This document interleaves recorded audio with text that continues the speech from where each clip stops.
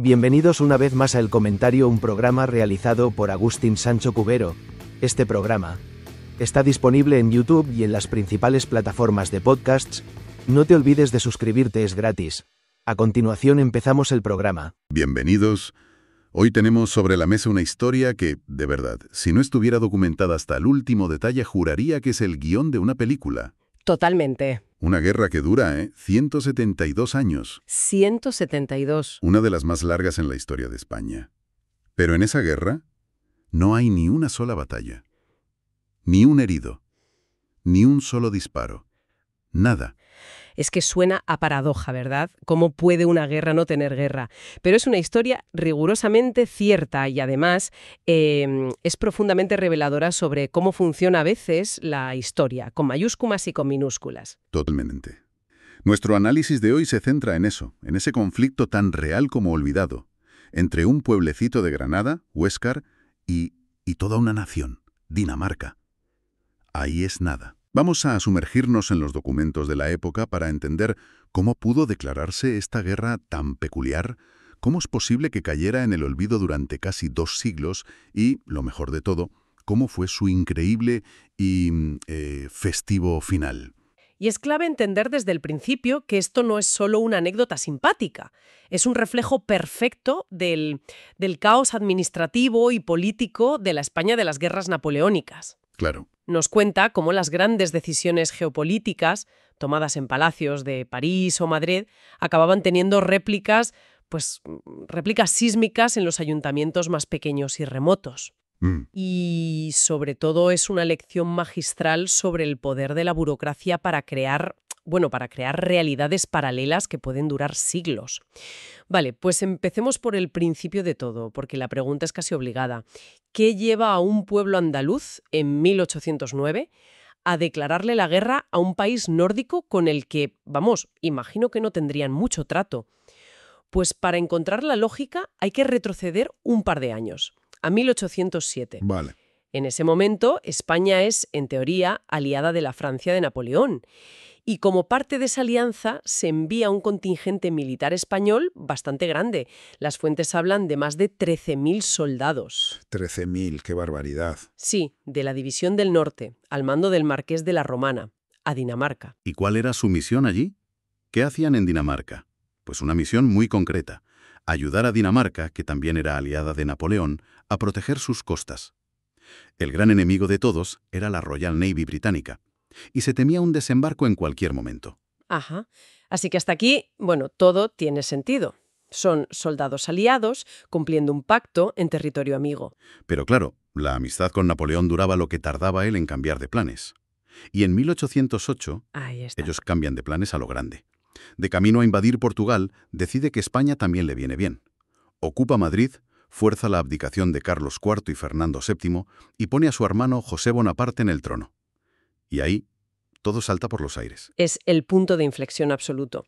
Esos 13.000 soldados españoles en Dinamarca pasan de la noche a la mañana de ser aliados a ser la avanzadilla de un país enemigo en un territorio que ahora es hostil. Claro. El país que debían proteger es ahora un fiel aliado de su invasor.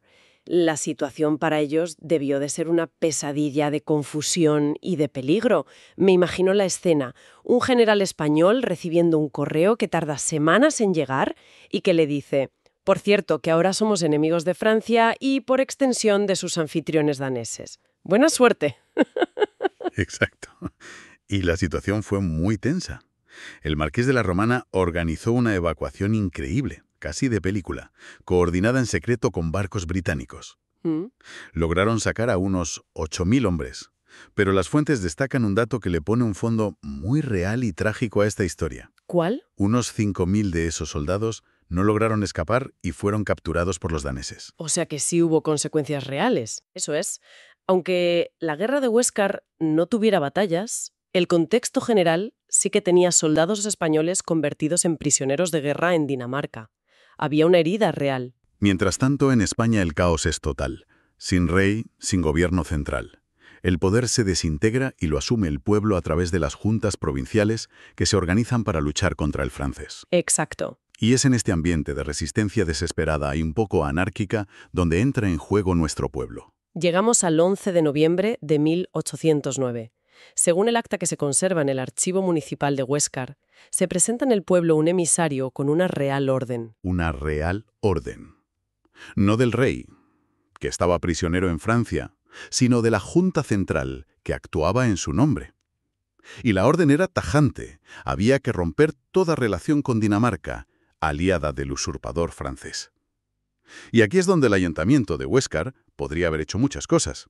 Podrían haber, no sé, firmado un acuse de recibo y guardarlo en un cajón, pero no. No, en absoluto. Se lo tomaron con una solemnidad y un sentido del deber extraordinarios. Convocaron una sesión plenaria del Cabildo Municipal para debatir el asunto. ¡Qué fuerte! Lo que es fascinante es intentar imaginar la mentalidad de esa gente. Para ellos no era un gesto simbólico. Era su deber patriótico si el Estado se había desmoronado. Ellos, como representantes del pueblo, pues tenían que asumir esa soberanía. Es un gesto de una dignidad tremenda, casi quijotesca. Un pueblo perdido en Granada plantándole cara a un reino entero en nombre de la nación.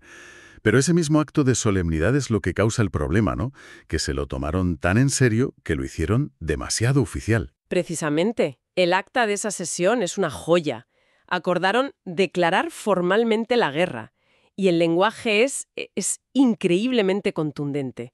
Cito del documento de la época, ¿eh? A ver. Se acuerda atacar a las fuerzas danesas en cualquier parte que se hallen, vengar los insultos recibidos y no cesar las hostilidades hasta que un mutuo convenido de corte a corte. De corte a corte. Sí, sí. Y un tratado estipule las condiciones de paz. De corte a corte.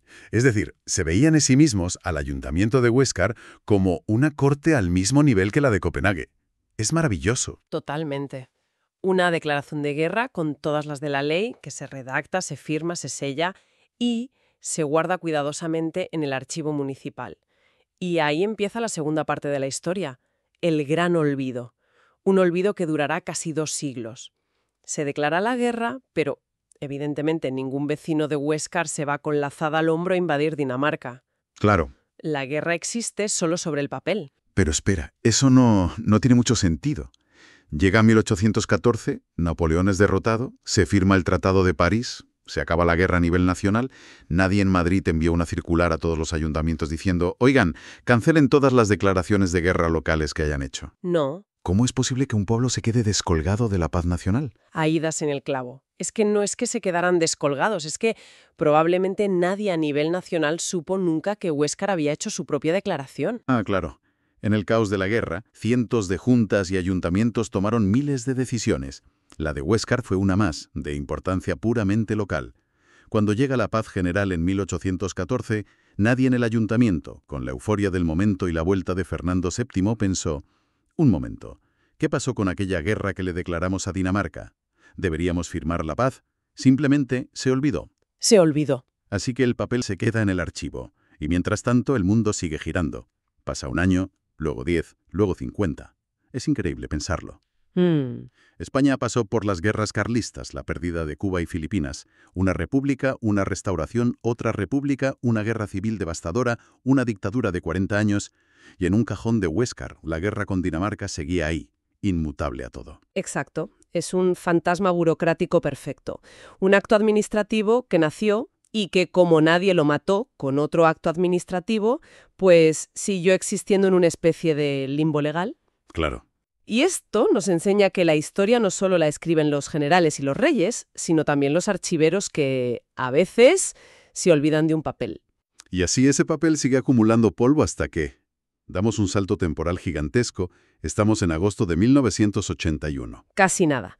España es una joven democracia, se prepara para entrar en la OTAN, y en este nuevo país aparece el héroe inesperado de nuestra historia, Vicente González Barberán, historiador y archivero municipal de Huéscar, un erudito local que estaba haciendo su trabajo, poner orden en la memoria de su pueblo, catalogando legajos y documentos centenarios. Hay que entender la pasión de esta gente, ¿eh? Son los guardianes de miles de historias como esta. Puedo imaginarme la escena perfectamente. Una tarde de verano en el archivo, el calor de Granada, el olor a papel viejo. Y de repente se topa con el acta de un pleno de 1809. Empieza a leerla, primero con curiosidad profesional, y de repente sus ojos deben de abrirse como platos. descubre que su tranquilo pueblo lleva, según los papeles que tiene en la mano, 172 años en guerra con la monarquía más antigua de Europa. Es el momento eureka que todo historiador sueña con tener. Encontrar una pieza del puzzle que nadie sabía que faltaba, una historia completamente enterrada. Claro. Y lo mejor es su reacción. No se ríe y lo guarda como una anécdota curiosa para contar a los amigos. No. Su instinto de historiador y de ciudadano le dice: esto es una situación anómala que hay que resolver. Hay que firmar la paz. Y aquí es donde la historia, que ya era surrealista, se convierte en una comedia entrañable. Sí. La noticia llega al alcalde de la época, José Pablo Serrano. Y en lugar de ocultar lo que podría parecer un episodio un poco ridículo, deciden abrazarlo con un entusiasmo y un sentido del humor fantásticos. Se ponen en contacto con la embajada danesa en Madrid. La llamada a la embajada debió de ser antológica. Me lo imagino. Mire, le llamamos del Ayuntamiento de Huéscar. Verá, es que resulta que estamos en guerra con ustedes desde 1809 y querríamos firmar la paz. Imagina la cara del diplomático danés que atendió esa llamada. Tuvo que pedir que se lo repitieran 3 veces seguro. Pero los daneses, lejos de tomárselo a broma, entraron en el juego con el mismo espíritu. Totalmente. Y deciden organizar un acto oficial para firmar la paz. Eligen una fecha cargada de simbolismo, el 11 de noviembre de 1981, el 172 aniversario exacto de la declaración de guerra original. Exacto. Pero lo que podría haber sido un acto protocolario, frío y formal, se transformó en una gigantesca fiesta popular. Y aquí es donde la historia alcanza su clímax. Para el día de la firma de la paz se produce una invasión danesa, pero esta vez totalmente amistosa. Una invasión pacífica. Las crónicas de la época hablan de 6 autobuses que llegaron a Huéscar cargados con 300 daneses. 300. Y para rematar la escena, algunos de ellos venían vestidos de vikingos. No me digas. Con cascos y todo. Eso es maravilloso. Con cascos y todo. Y los habitantes de Huéscar, los oscenses, los recibieron a la altura. A la entrada del pueblo colgaron un cartel enorme con un mensaje de bienvenida escrito en danés antiguo. ¿En serio? Sí, una broma genial que decía algo así como: atención daneses, estáis entrando en territorio enemigo. Si dais un paso más, ateneos a las consecuencias. Me encanta la ironía. Amenazar a los daneses con las consecuencias en danés antiguo, y que las consecuencias sean vino y chuletas de cordero, es la diplomacia más andaluza que se me ocurre. Las mejores consecuencias posibles. La amenaza era, en realidad, la invitación a una fiesta monumental. Los casi 10.000 habitantes del pueblo se volcaron. Increíble. Las crónicas describen 2 tinajas gigantescas de vino de la tierra en la Plaza Mayor, para que todo el mundo pudiera servirse. Y, por supuesto, agasajaron a sus antiguos enemigos con un festín de gastronomía local. Los detalles de la comida son fantásticos. En los documentos se mencionan los platos: chuletas de cordero segureño, morcilla, pipirrana y remojón de San Antón, que es una ensalada de naranja y bacalao típica de la zona. Un auténtico despliegue de hospitalidad para sellar una paz que nunca fue una guerra. Era la diplomacia del pueblo, la forma más inteligente y humana de cerrar un capítulo absurdo de la historia, con comida, vino y fraternidad. Y finalmente, después de la fiesta, llegó el acto oficial, la firma de la paz. Las crónicas de la época la describen como una ceremonia berlanguiana, y creo que no hay un adjetivo mejor. No es perfecto. Evoca ese cine español de Luis García Berlanga, lleno de situaciones surrealistas, costumbristas, con un punto de caos pero profundamente humanas. Ahí estaban, sí, en el salón de plenos, el embajador danés Mogens Wandel Pedersen y el alcalde de Huéscar, José Pablo Serrano, firmando el Tratado de Paz, después de 172 años. La guerra por fin había terminado. Un final absolutamente perfecto. Una historia que nació del caos de una guerra terrible y terminó en una celebración que hermanó a 2 pueblos. Muy bien, hagamos una pausa para recapitular. La historia que hemos desgranado es increíble. Una guerra que nace del caos político, de la invasión napoleónica y del patriotismo de un pueblo. Que se perpetúa durante 172 años por un simple olvido burocrático, un papel perdido en un archivo. Y que concluye no con un tratado solemne y gris en una capital, sino con una fiesta popular, con vikingos de broma y vino en la plaza, que hermanó a 2 culturas que hasta ese momento ni siquiera sabían que eran enemigas. Y la reflexión que nos deja es muy potente.